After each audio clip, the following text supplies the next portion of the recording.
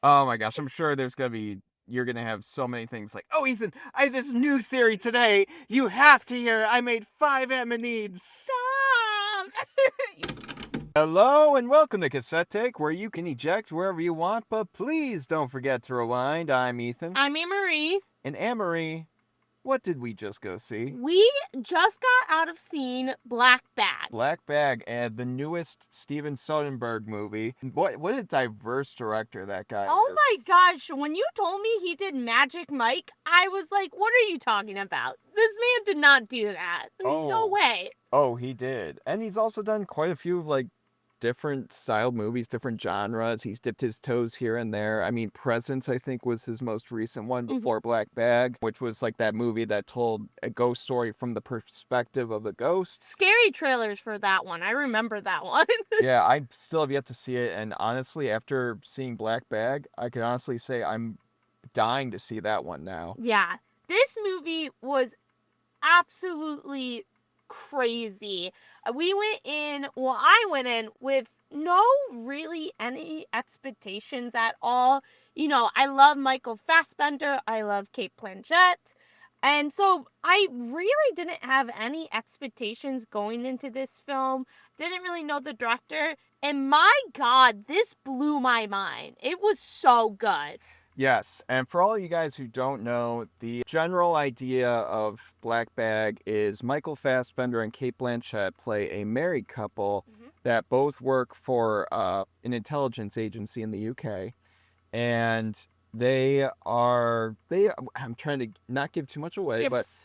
one is led to believe that the other is committing treason, and it kind of unravels from there where they have to choose between, the love of their life versus country. Very much Mr. and Mrs. Smith kind of vibe. Yeah, except leans more into the thriller side of things. Oh, yeah.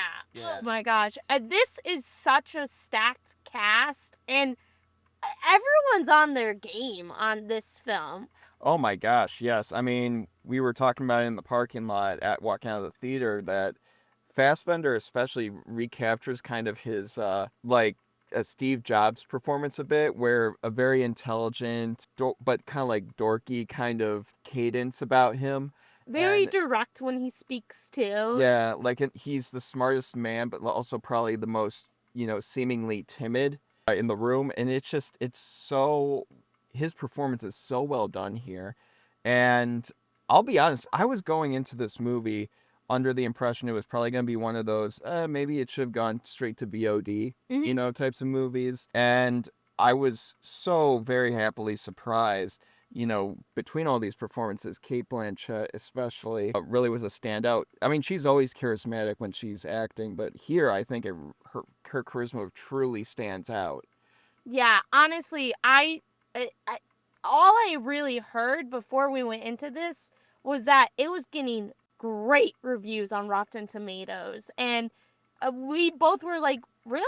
Like, what is the, are you sure, Rotten Tomatoes? And you were absolutely right. This film is incredible, such a spy thriller, as well as, I think the one thing you pointed out, which you always know this, Ethan, and I give you such props for this, but the music is outstanding. Oh, it slaps. I mean, I'm probably gonna be listening to that soundtrack on my way home tonight. Same. It's just so fun. It's dynamic. It's like a jazzy, like new neo jazz kind of situation, but it feels very nostalgic at the same time with like that 60s Cold War spy kind of vibe as well.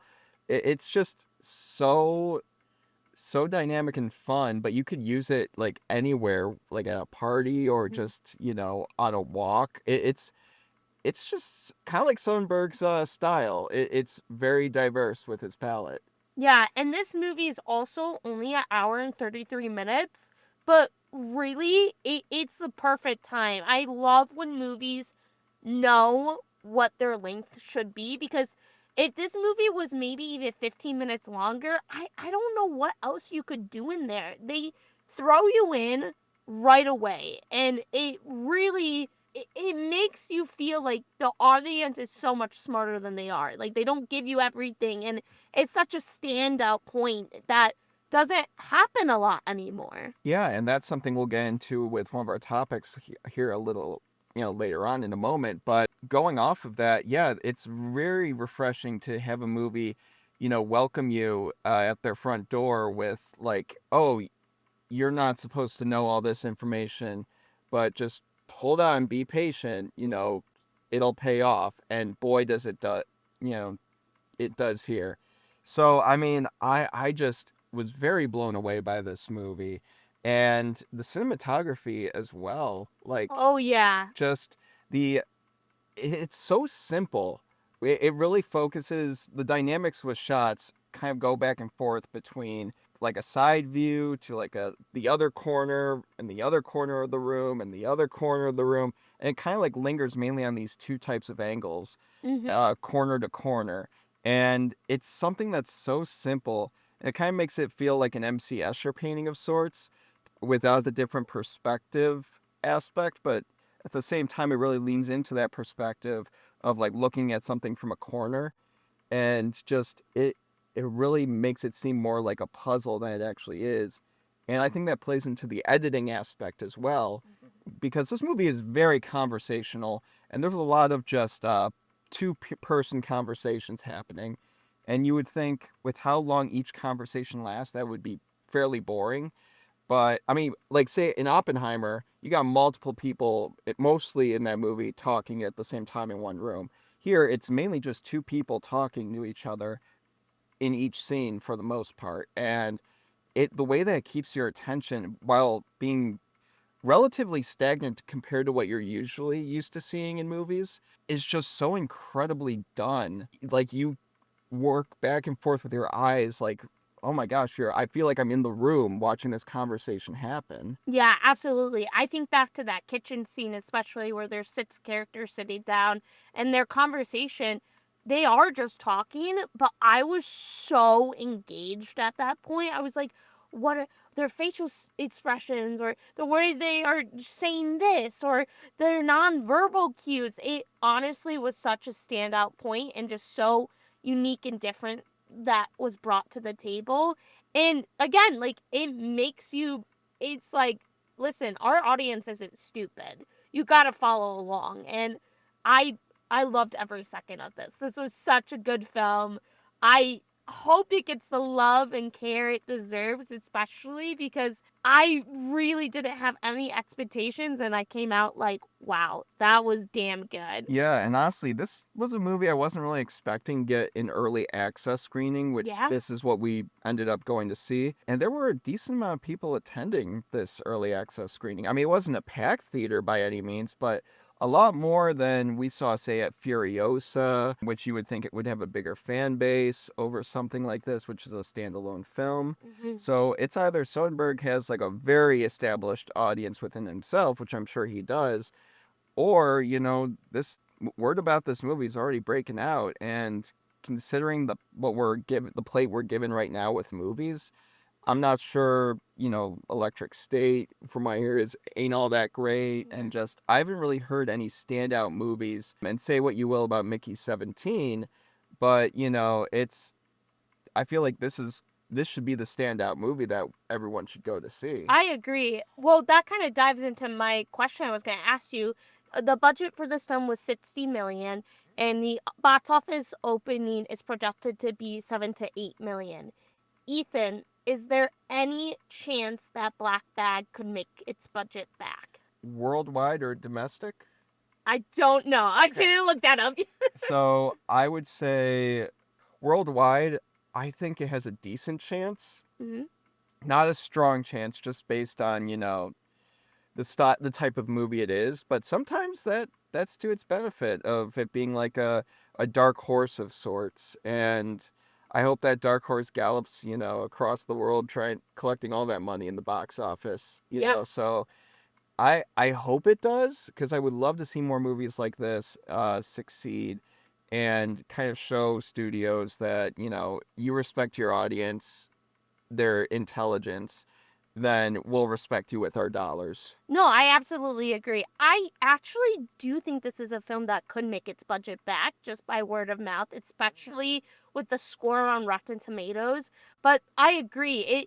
If it doesn't, it's going to be very disappointing because I don't want these films to go away. Like, you kind of got me out of my house and was like, Annmarie, we're going to go see this film. And I really appreciate that because I think more films like this need to be seen, and it would be disappointing if all we got is blockbusters. Yeah, and we need more films to be used as content for our quality show here. So I mean, absolutely. yeah, there's no other reason for film. Just it's content, guys. That's why we're here. No, oh, we love it all. But now Annmarie, this one I don't think we should do a spoiler talk on. No, But, I think yeah. you should go see it. Yes, I think this is one you definitely need to just go see. We might do like a little separate spoiler talk later on. We'll see what we're feeling. But especially since we got an early access screening, I really think this is one that you really need to unravel yourself and kind of peel back the layers of this onion to see what it truly is. And it's great, guys. Go see this movie. But before we move on here to our next topic, Annmarie, you know I gotta ask. Bring it. Out of 10 black bags, how many would you give black bag? Oh, it was a slam dunk right from the beginning. I gotta give it 10 out of 10. This movie is absolutely fantastic. I think it's gonna be my first 10 out of 10 this year, especially. It has such a dynamic way of showing you conversation, and I just really loved all the performances. And Steven Soderbergh, you got a new fan. You got one. I'm here to stay. I absolutely loved him. I can't wait to see what he does next.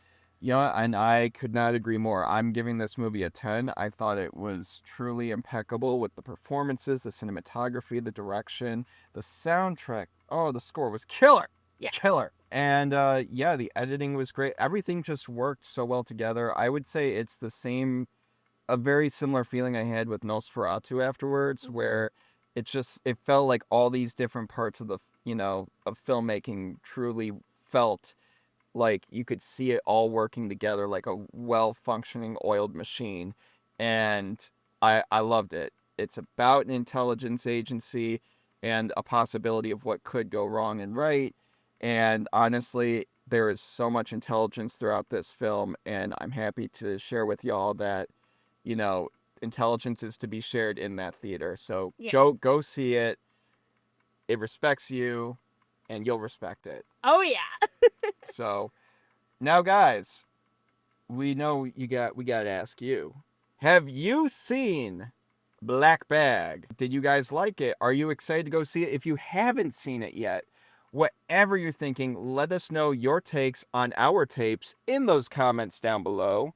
And with that, Annmarie, what topic are we fast forwarding on to next? Oh, yes. There was a little trailer today for one of the cutest films in Disney history. That's right, ladies and gentlemen. Lilo and Stitch, the live action, had a little trailer today, and it was so cute. Oh my gosh. It came out of nowhere. I mean, we got that little teaser from the Super Bowl, I think, last. And the marketing for this has been very reminiscent of what we've gotten with the original Stitch film, where it's Stitch breaking the fourth wall and being involved into all these other Disney films that have nothing to do with him. And it's great. I love it. Great job to the marketing team there at Disney for that. But this trailer that they pieced together today and dropped, oh my gosh, I was like, I love the design of Stitch going into this, but I think this truly brought me over the fence here of being like, you know what? This is a movie I'm excited to go see. Arguably, I think I might be more excited to see this movie more so than How to Train Your Dragon. What? Live action. Yeah. Well, you know what? I don't want to call you out, Ethan, but you did say that you did cry at Lilo and Stitch 2, Stitch Got a Glitch. Yeah, I mean, Lilo and Stitch holds such a strong place in my heart, and, Stitch Got a Glitch, man, that stuff, it screws with you if you're a little kid, man.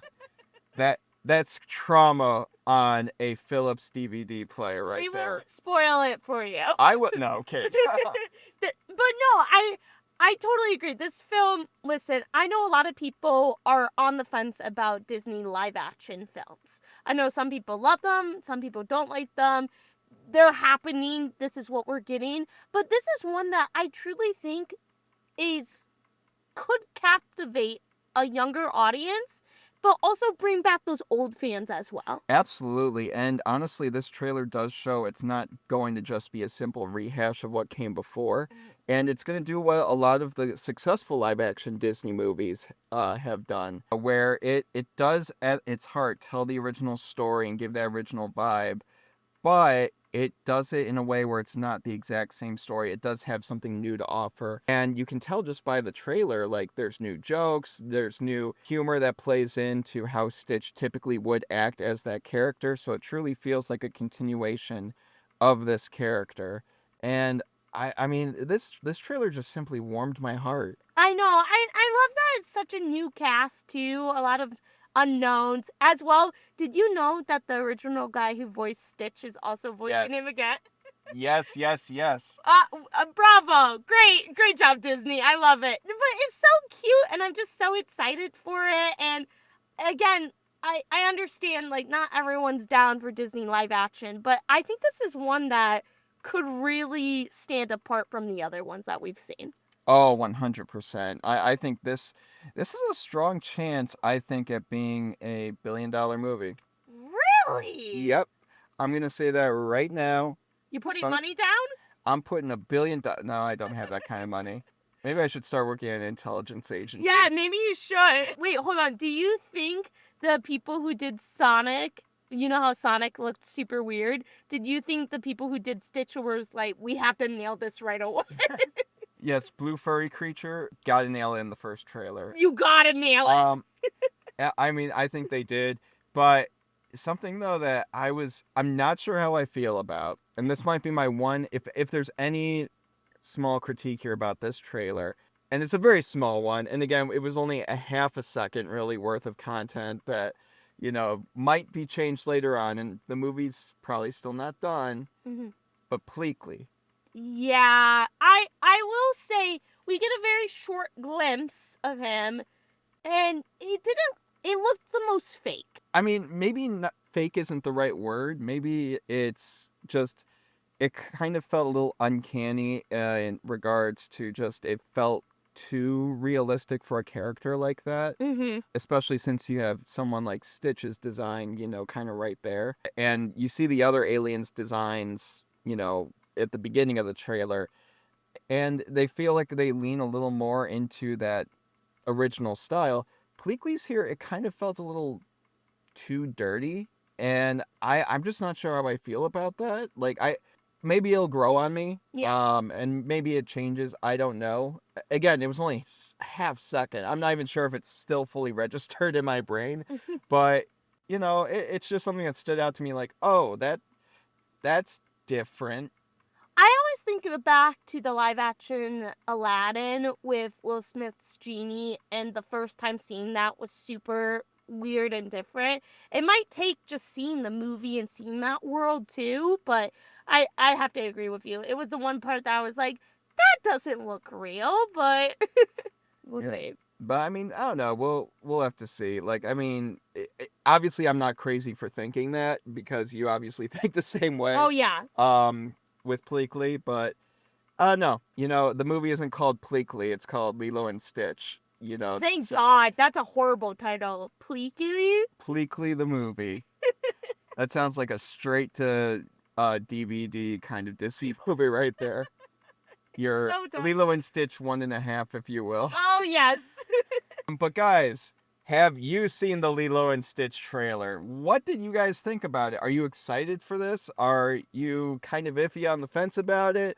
What do you guys think about live-action Disney movies? Do you think this might break that little stigma of people not liking the idea of them? Who knows? We want to know your thoughts, so let us know your takes on our tapes in those comments down below.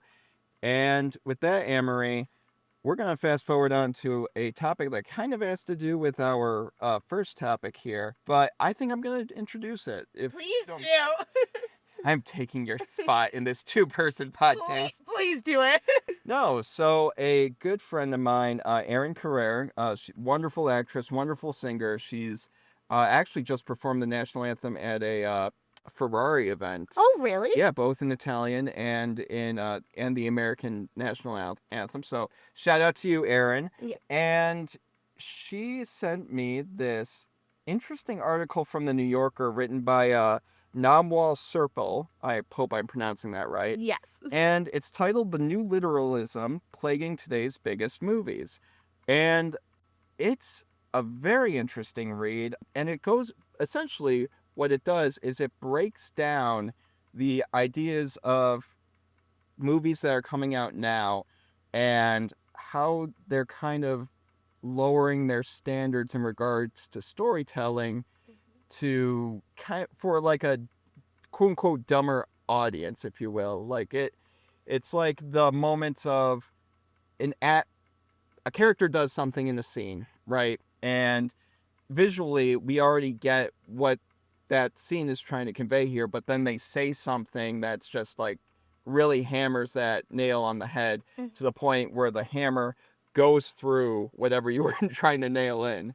And it feels like, especially with Mickey 17 that just came out, that's been such a problem, or just something going on, like a recent pattern with movies, more so than has been in the past. And I'm very curious, Annmarie, what do you think of this whole situation? Well, I have to 100% agree with the article, especially they called out certain movies like The Apprentice, Megatropolis, even Dune Part 2, where they speak on such the ideas of the films are just broken down to be much simpler for audience, which it's kind of hard because I agree that they should and agree that they shouldn't. So the one thing that I thought about was when they talked about Dune Part 2, Dune's a very in-depth book. It takes you about 1 to 2 reads to fully understand it. And Denis Villeneuve's movie is a simpler version, where I kind of understand that a little bit more.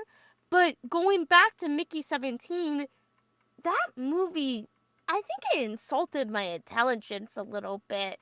It's just so, it dumbs stuff down. And like you said, it's just hammer through the nail way too much. Yeah, to your point exactly, not only is it going through what you were trying to put the nail in, it's going straight through the darn nail.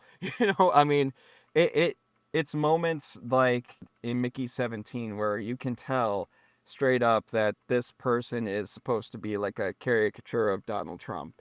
And it's like, regardless of politics and all that, like that within itself, that messaging is not necessarily a problem. It's just how that messaging is conveyed is the issue here. And Mickey 17 is a story where, like, it's about that validity and of human life, and like how corporations and high people higher up in the world are looking down at human life and truly treating it to a certain extent. And I think visually they do a good job of showing that, but throughout the movie they really, through needless dialogue at times, do kind of really rehash that same point over and over again, and it has you roll your eyes at some point. Yeah, and it's not even like Mickey 17, it's so many films now.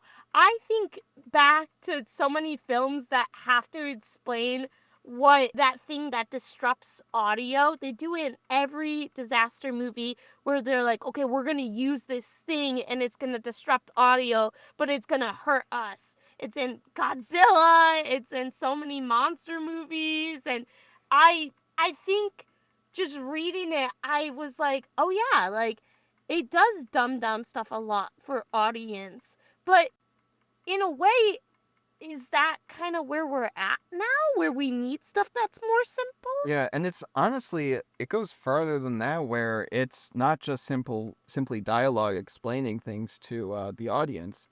It's also moments where it's like aesthetic over storytelling, where they want you to have a nostalgic feel, like say if they shoot something on film to try to immerse you in the time period, but does it really immerse you into the story? Because obviously at that time, if you're trying to say watch something like The Brutalist, are you really going to be watching that moment through film? Like, no, you'd probably be, if you were in that room, you'd be watching it through like the best vision you could possibly be utilizing in that moment. So, I mean, it's just such a, and it's not, again, not every time that this quote unquote new literalist utility is used, it's not necessarily always a bad thing. No. But it's just like how common it is in today's movies. It just feels a little belittling, like indirectly belittling. And to have a movie that is the exact opposite of that with Black Bag that we just came out seeing, that juxtaposition between Mickey 17 and Black Bag is incredible, with how Black Bag doesn't even really tell you what the true plot is, straight up. It lets it build over time and it lets you figure it out. And by the time, everything's revealed, the movie's over. And I feel like it's just so interesting because I know some of our friends who would watch Black Bag and not get it. And me and you are such cinema fans, and not saying we're smarter than them, but like we understand cinema a little bit more than probably average people. And so it's a hard line where, yes, I do think you need to respect your audience intelligence, but also I do think there is times like Dune Part 2 that you kind of have to break stuff down to be a little bit more simpler. I honestly, reading the article, I just thought of cinema. That's all I could think about.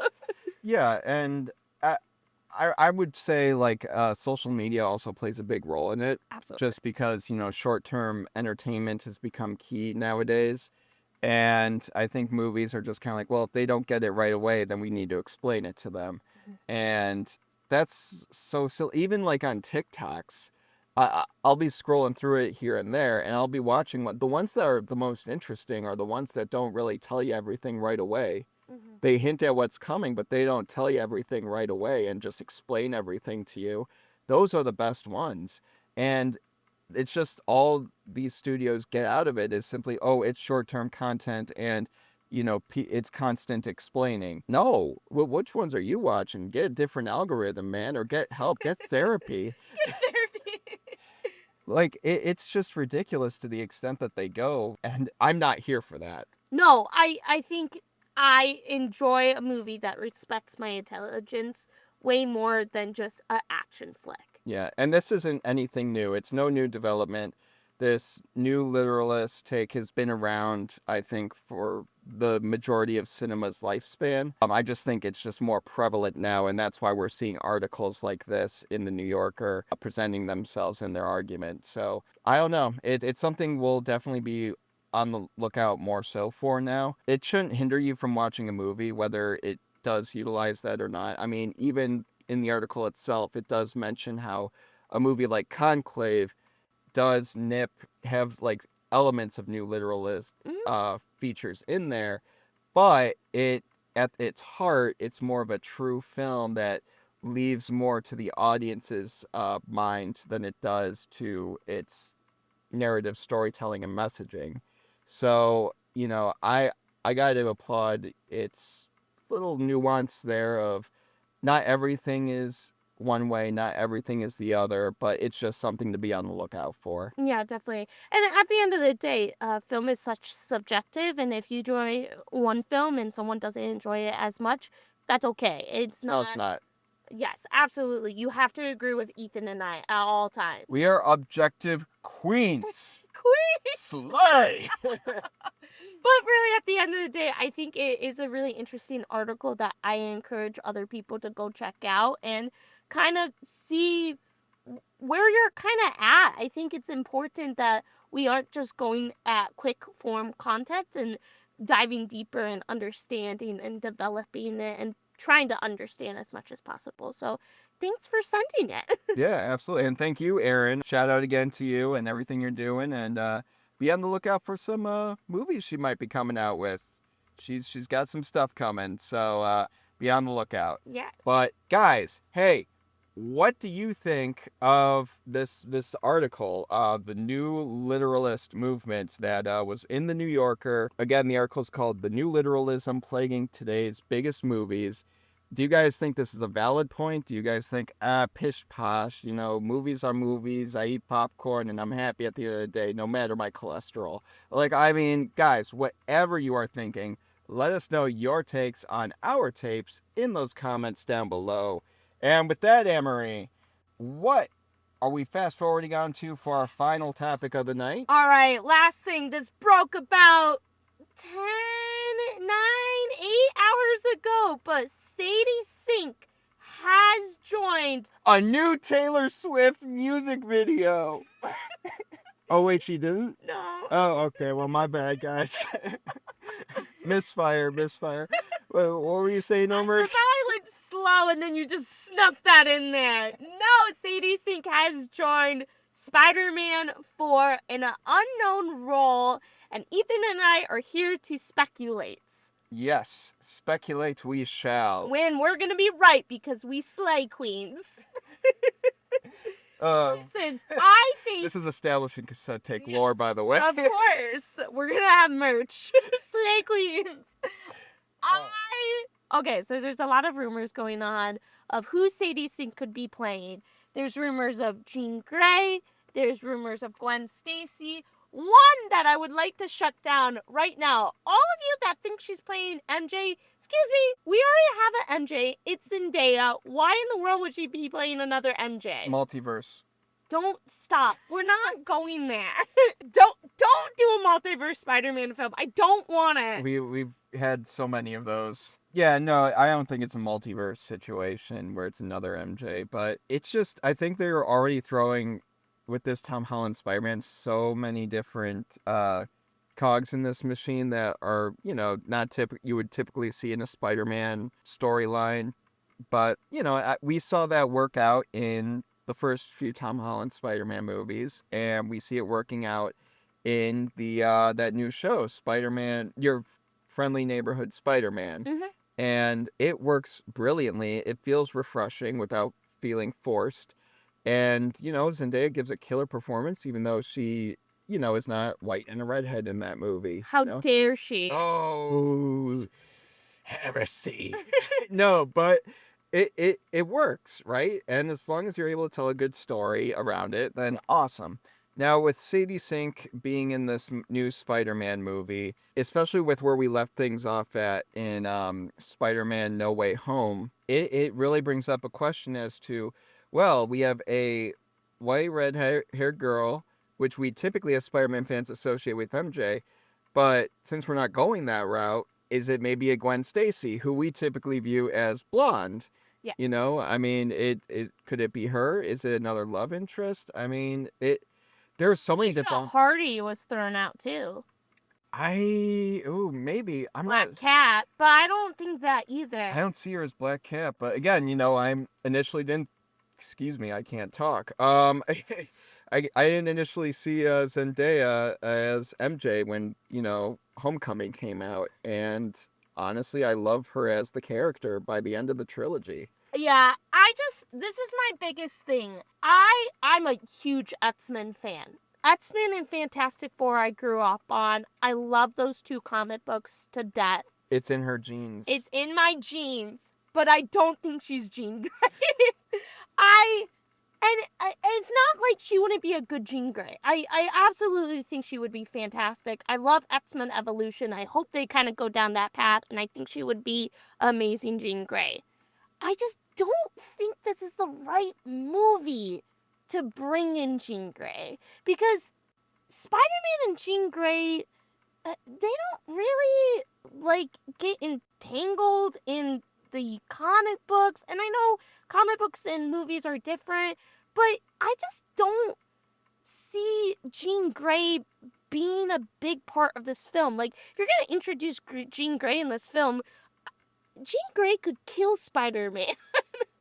Well, I mean, to be fair, I think a lot of people in the MCU could kill Spider-Man. True. I mean, man's not God, you know. I mean, but it just bring up a a wide variety of options, because I don't think you bring in Sadie Sink, an iconic redhead like that, and have her play someone that is like Black Cat, where just like with the white hair and everything, Yeah. and just or Jean Grey, Jean Grey wouldn't even work in that story, no matter what they're telling. It doesn't work with the.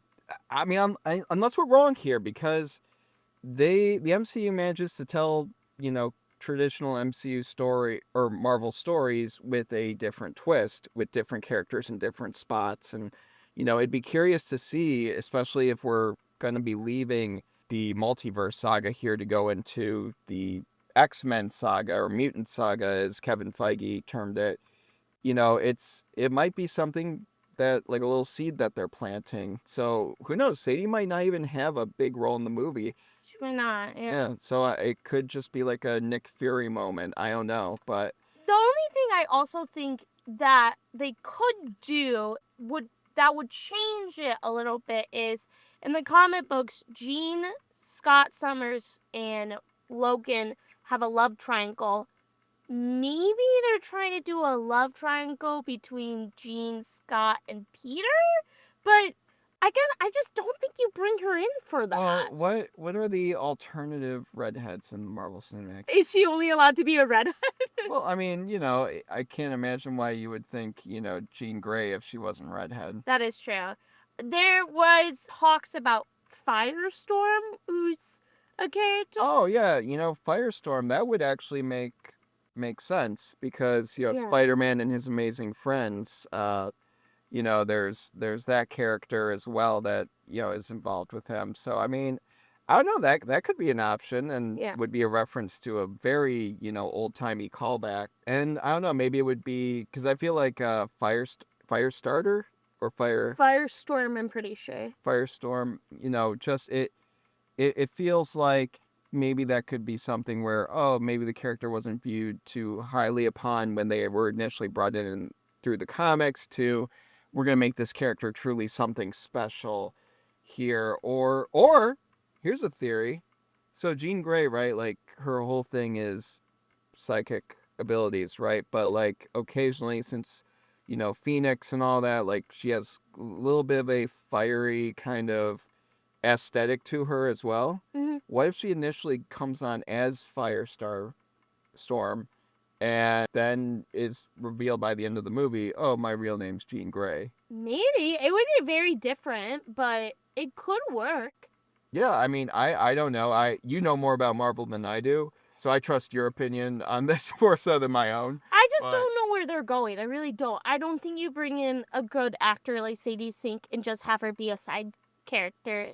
I think she's got to be a main character, right? But well, I mean, she could be a side character, just not like a cameo, though. Yeah, I don't want a cameo. I want like a character that's going to be involved in the story. Yeah, do you ever do how much they charge for those cameos? Seriously.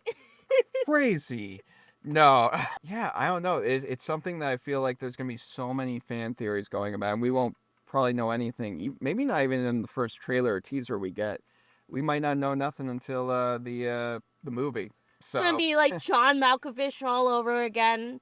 I'll make an Anma Needs. Oh my gosh, I'm sure you're going to have so many things like, oh, Ethan, I have this new theory today. You have to hear it. I made 5 Anma Needs. Stop! Why are you so right? No, but guys, shut up. Listen. What do you guys think of the idea that Jean Grey, you got me saying it now. You see. It's in my mind, man. You're messing with my head. No, what do you guys think of this idea that Sadie Sink is now a part of Spider-Man 4 of, the Tom Holland saga here? Do you guys think that she's going to play a pivotal role in the story? Do you guys think she's going to play an iconic Spider-Man character?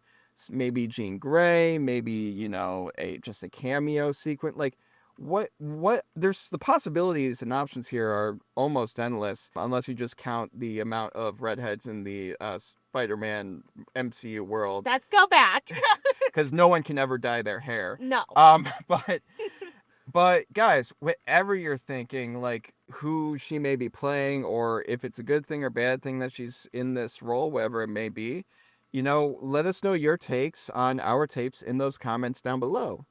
And with that, Annmarie, I think that about does it for us today on this tape. We won't insult our audience intelligence anymore. Yes. What? Until next time. Till next time. No, guys, thank you for joining us on this episode of Cassette Take. We hope you haven't ejected thus far into the podcast. But whether you have or haven't, don't forget to like, subscribe, comment, and let us know your takes on our tapes. But, again, whether you have or haven't ejected this far into the podcast, you better rewind. I've been Ethan. I'm Annmarie. And we love y'all. Bye, guys.